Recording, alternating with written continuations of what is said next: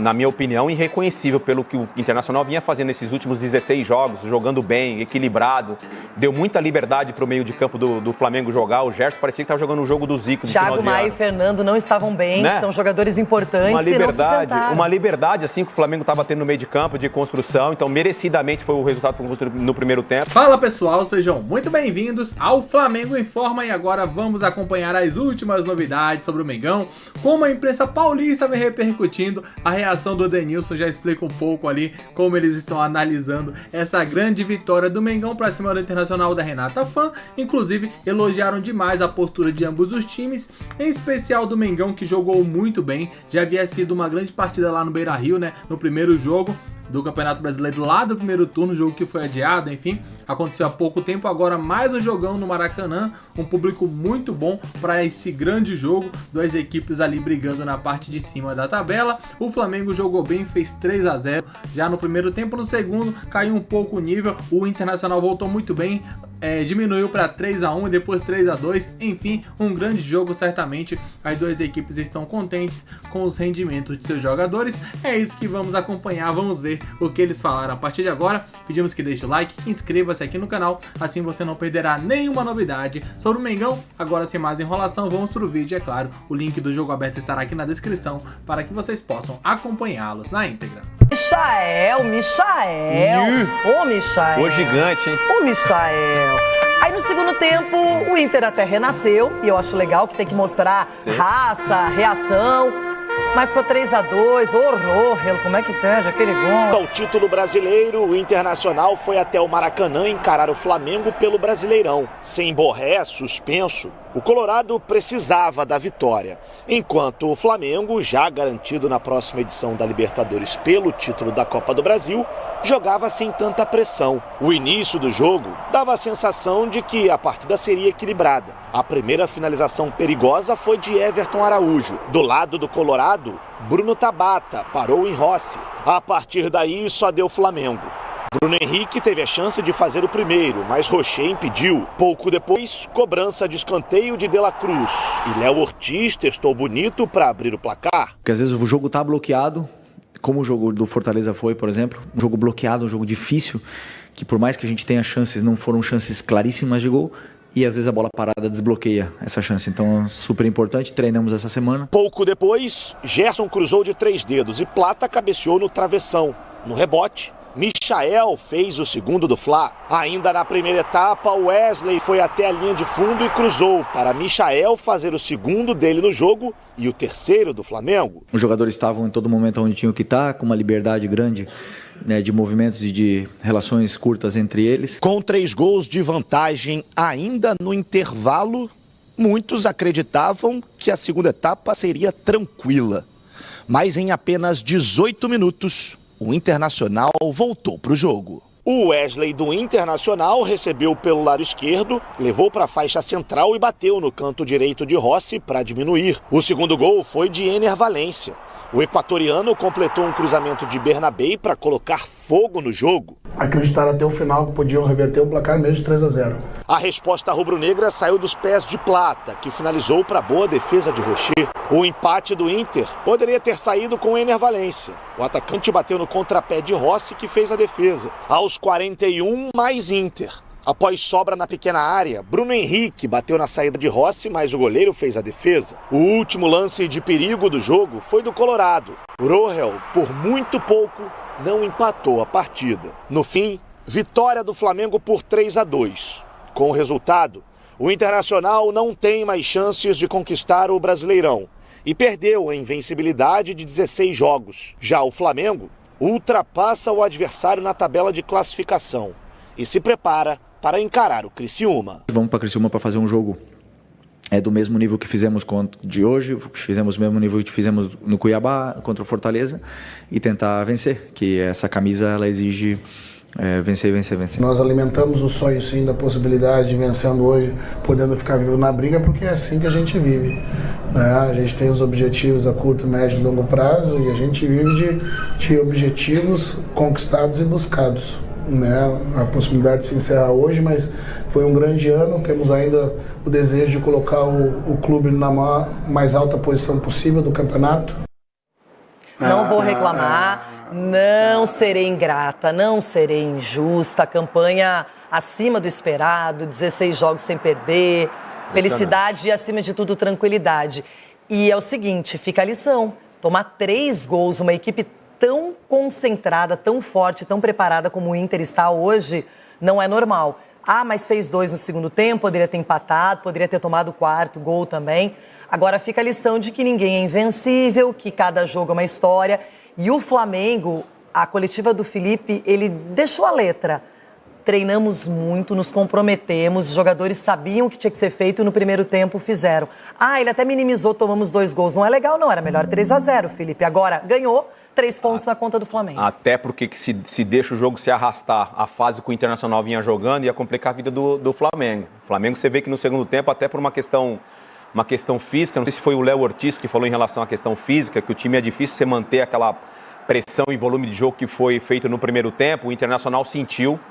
Internacional, assim, na minha opinião, irreconhecível pelo que o Internacional vinha fazendo nesses últimos 16 jogos, jogando bem, equilibrado, deu muita liberdade para o meio de campo do Flamengo jogar. O Gerson parecia que estava jogando o jogo do Zico de Thiago Maia e Fernando não estavam bem, né? São jogadores importantes uma liberdade assim que o Flamengo estava tendo no meio de campo, de construção, então merecidamente foi o resultado no primeiro tempo, e aí no segundo tempo o jogo ficou mais parecido com o que deveria ter sido 90%, ou assim, 100%, né, do que o Internacional vinha jogando aí nos últimos jogos.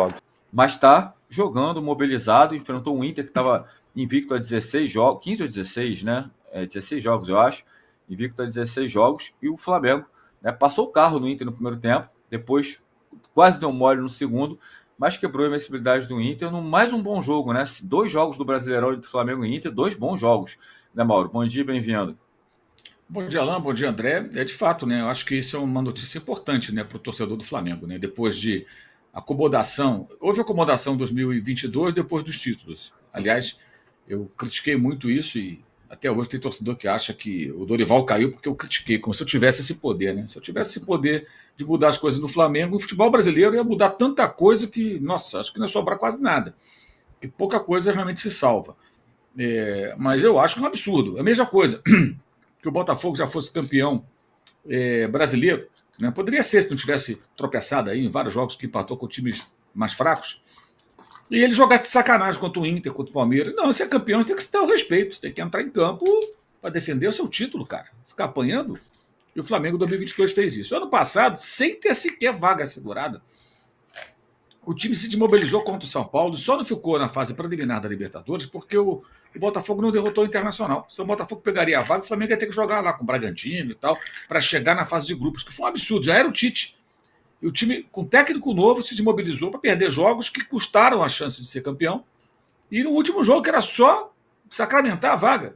E só veio essa vaga porque o Botafogo tropeçou no final ali. Perdeu, né?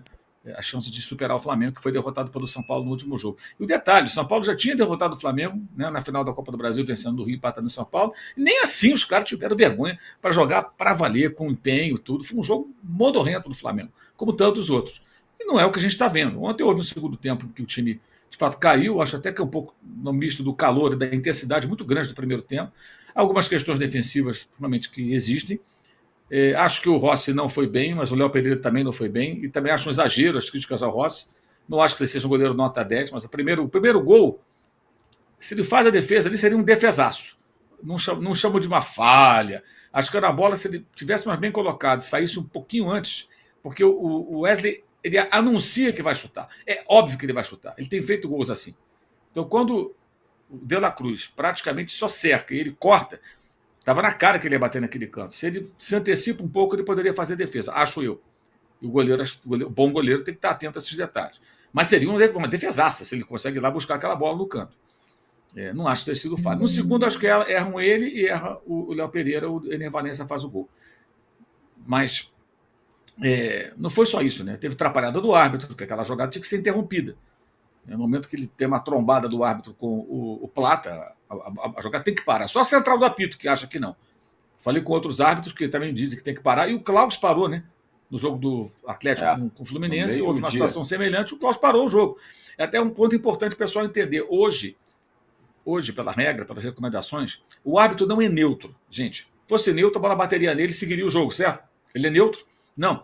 O árbitro é um corpo estranho à partida, como se um cachorro entrasse no campo, um torcedor, ele não é um corpo estranho à partida? O árbitro também é. Não, mas ele está no campo por quê? Para apitar. Ele não joga, ele não pode ter contato com a bola, ele não pode ter contato com os demais atletas. E aí, na transmissão, o ex-jogador que estava de comentarista, vou nem falar o nome, meu Deus, ele vai e fala que é lance de jogo. Porra, lance de jogo é contato físico jogador com jogador sem falta. Aí é lance de jogo. Árbitro não tem contato com o jogador, amigo. Lance de jogo, pelo amor de Deus, ainda tenho que pagar para ouvir um troço desse. Lance de jogo. Não tem lance de jogo. Fosse um encontrão de 2 jogadores, não houve falta, é lance de jogo. Com o árbitro, não. O árbitro não pode interferir. Isso é o óbvio. E o bom senso mandaria que ele parasse a jogada. Isso não invalida a sequência do lance e os erros que o Flamengo cometeu e o gol que surgiu. Normal, num estágio que o Flamengo está ainda buscando se acertar. As questões defensivas já viu antes do Felipe, o Felipe está chegando agora, são poucos jogos ainda, mas o espírito ele consegue manter, isso é muito bom, isso é muito importante.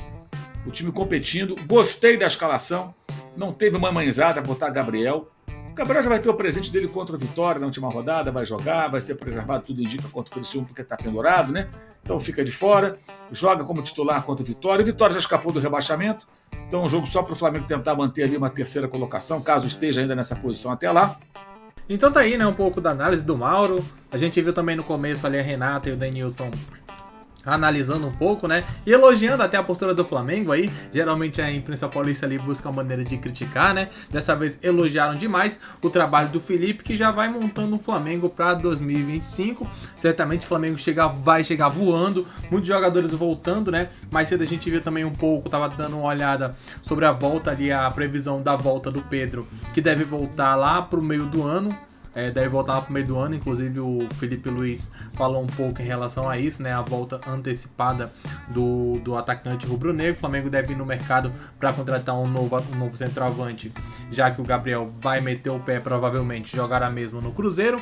Muitas informações interessantes, é isso que vamos acompanhar no decorrer do dia, então deixa o like, inscreva-se, assim você ficará por dentro de tudo que rola com o mais querido do Brasil. Muito obrigado a todos e até logo mais, valeu!